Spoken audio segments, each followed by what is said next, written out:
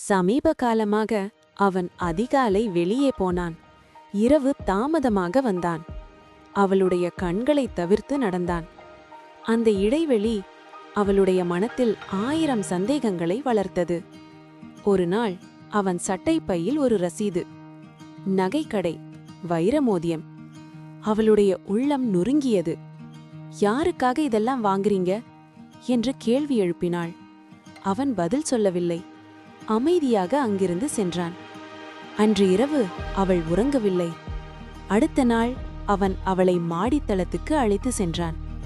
ஒளியால் அலங்கரிக்கப்பட்ட அந்த இடத்தில் அவளுடைய பழைய தோழிகள் நின்றிருந்தனர்.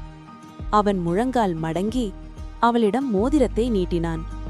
சமீப காலமாக நீ நிறைய மன அழுத்தத்தில் இருக்க, உன்னை சிரிக்க வைக்கணும்னு தான். அவள் அழுதாள். சந்தேகத்துக்காக அல்ல, அன்பை புரிந்து கொள்ளாததற்காக. நீதி: ஒரு நொடி சந்தேகம் ஒரு வாழ்நாள் அன்பை காயப்படுத்தும்.